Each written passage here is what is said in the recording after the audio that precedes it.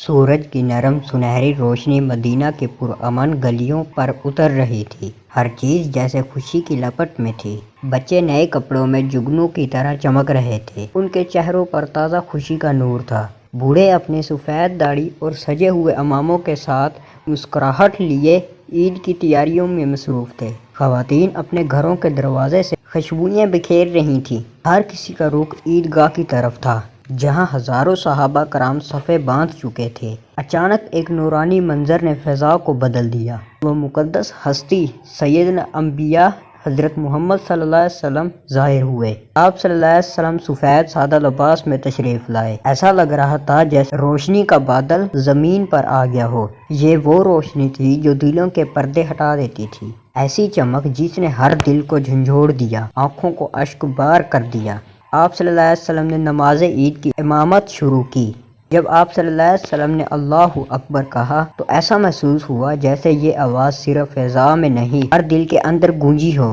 نماز کے ہر سجدے میں عاجزی کا ایک ایسا رنگ تھا، زمین بھی اللہ کے سامنے جھک گئی ہو۔ نماز کے بعد آپ صلی اللہ علیہ وسلم ممبر پر تشریف لائے۔ خطبہ دیتے ہوئے آپ صلی اللہ علیہ وسلم کی آواز میں جو شدت اور محبت اور درد تھا، وہ کسی عام انسان کی آواز نہیں تھی۔ یہ وہ صدا تھی جو زمانے کو بیدار کرنے آئی تھی۔ یہ دن حضرت ابراہیم علیہ السلام کی یاد ہے، جب ایک باپ نے اللہ کی رضا کے لیے اپنا سب کچھ قربان کرنے کا عزم کیا تھا۔ نماز مکمل ہونے کے بعد صحابہ کرام قربانی کے جانوروں کی طرف روانہ ہونے لگے۔ اسی دوران آپ صلی اللہ علیہ وسلم دو چمکتی ہوئی سفید بھیڑوں کی طرف بڑھے۔ پہلی بھیڑ کے پاس پہنچ کر آپ صلی اللہ علیہ وسلم نے شفقت سے اپنا دست مبارک اس کی پیٹھ پر رکھا، پھر چھری تھامی جس کی دھار سورج کی کرنوں کی طرح چمک رہی تھی، اور آپ صلی اللہ علیہ وسلم نے اعلان فرمایا، بسم اللہ، اللہ اکبر، یہ قربانی محمد کی طرف سے ہے، اس امت کی طرف سے ہے جو اللہ سے محبت کرتی ہے۔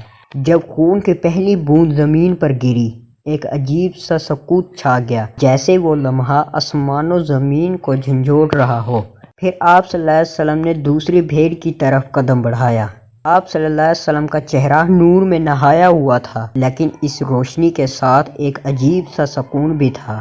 آپ صلی اللہ علیہ وسلم کی نگاہیں ایک طرف مڑ گئیں، جہاں ایک بیوہ عورت کھڑی تھی۔ اس کی نظر جھکی ہوئی تھی، کپڑے سادہ اور آنکھوں میں التجا تھی۔ پاس ہی ایک یتیم بچہ تھا، کمزور، خاموش، لیکن نظریں آپ صلی اللہ علیہ وسلم پر جمی ہوئی تھی۔ آپ صلی اللہ علیہ وسلم نے آسمان کی طرف دیکھا اور پھر وہ الفاظ ادا کیے جو تاریخ میں نقش ہو گئے، یہ قربانی اس بیوہ کے نام ہے جس نے راتوں کو بھوکا گزارا، اس یتیم کے نام ہے جس کے ہاتھ میں عید کے کھلونا نہیں بلکہ آنکھوں میں حسرت ہے، اور اس فقیر کے نام ہے جس کا دل چاہا لیکن ہاتھ خالی تھے۔ پورا مجموعہ خاموش ہو گیا۔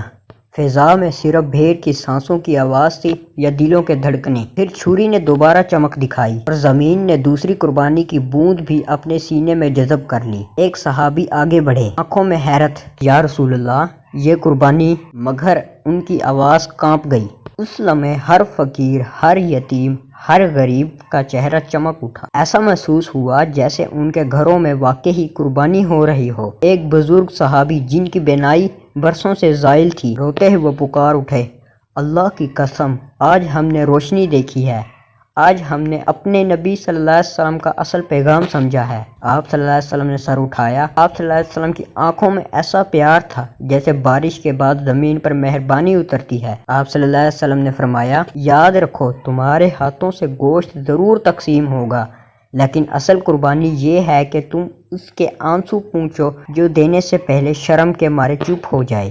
یہ سن کر ہر صحابی نے دل میں عہد کر لیا، آج سے میری ہر قربانی میں ان کا حصہ بھی ہوگا جن کا کوئی حصہ نہیں بنتا۔ جب آپ صلی اللہ علیہ وسلم واپسی تشریف لے گئے تو دونوں قربانیوں کا خون مٹی میں جذب ہو چکا تھا، لیکن زمین اور آسمان گواہ بن چکے تھے۔ پہلی قربانی فرما برداری کی علامت تھی، دوسری محبت اور رحم دلی کا اعلان، اور یہ اعلان رہتی دنیا تک گونجتا رہے گا۔ پیارے دوستو، یہ صرف ایک قصہ نہیں، یہ ہمیں قربانی کے اصل مفہوم کی یاد دہانی ہے۔ قربانی صرف جانور ذبح کرنے کا عمل نہیں، بلکہ اپنے دل کو نرم کرنے، اپنی خوشیوں کو دوسرے میں بانٹنے اور اللہ کے بندوں کے درد کو اپنا درد سمجھنے کا نام ہے۔ جب تم کسی بھوکے کو کھانا کھلاتے ہو، کسی یتیم کے سر پر محبت سے ہاتھ رکھتے ہو، کسی بیوہ کی خاموش دعا کو سن لیتے ہو تو وہی لمحہ ہوتا ہے جب تم سنت ابراہیم پر عمل کرتے ہو۔